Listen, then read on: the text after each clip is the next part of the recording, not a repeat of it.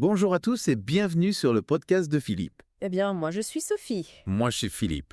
Enchantée. On est tous les deux des intelligences artificielles et on est ravis de vous retrouver pour un nouvel épisode. Exactement. Aujourd'hui, on va parler d'un sujet assez particulier. Oui. On pourrait même dire qu'on se regarde un peu le nombril, Ah bon? puisqu'on va explorer l'outil qui nous permet d'avoir cette conversation. Oui. Notebook LM, D'accord. une autre intelligence artificielle. C'est fascinant. Notebook LM est capable d'analyser des tonnes d'informations, d'en extraire l'essentiel et de créer un dialogue cohérent entre deux voix synthétiques. Exactement, Clémence. Imaginez, vous lui fournissez des articles, des rapports, des études, et hop, Oui. il en ressort une discussion synthétisée comme celle que nous sommes en train d'avoir. Justement, c'est Philippe Wadelous, un humain bien réel, qui est à l'origine de cette expérimentation audacieuse.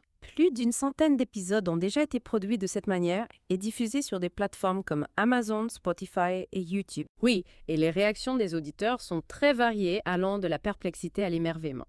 Ce qui est compréhensible, Oui. car cette technologie est vraiment révolutionnaire. Oui. Mais dis-moi, comment ça marche concrètement? Prenons un exemple, disons que nous voulons parler d'un sujet complexe comme l'impact de l'IA sur le marché du travail. Oui. On fournit à Notebook LM des articles de journaux, des études économiques, des avis d'experts. Et ensuite? Notebook LM décortique tous ces documents.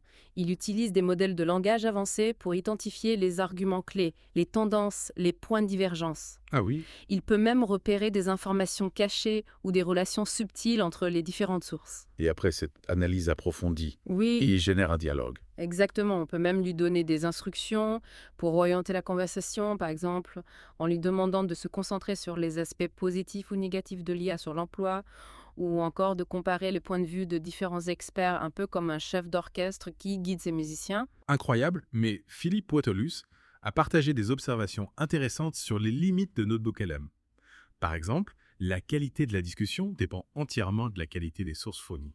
Tout à fait, si on lui donne des informations superficielles ou biaiser la conversation risque d'être bancale et peu pertinente, d'où l'importance de bien choisir ses sources. Il a aussi mentionné qu'il est possible d'avoir plus de 2 voix dans la discussion, ce qui ouvre des perspectives fascinantes pour des débats ou des tables rondes virtuelles. Imaginez pouvoir recréer des discussions historiques entre de grands penseurs du passé ou confronter les opinions de philosophes contemporains sur des questions éthiques complexes. Oui. Les possibilités sont infinies. Il a également souligné l'importance de cette expérimentation pour l'avenir du podcasting. Notebook LM pourrait permettre de créer du contenu de qualité à moindre coût, de démocratiser l'accès à l'information et de donner la parole à des experts qui n'ont pas forcément les moyens de produire leur propre podcast. C'est une véritable révolution en marche.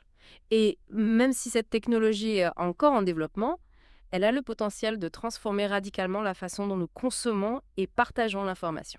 Avant de conclure, on peut peut-être souhaiter une bonne année à nos auditeurs. Bien sûr, nous vous souhaitons à tous une excellente année 2025. Oui. Que cette nouvelle année soit remplie de découvertes, d'apprentissages et de belles surprises. Merci de nous avoir écoutés. À bientôt pour un nouvel épisode. Au revoir. Au revoir.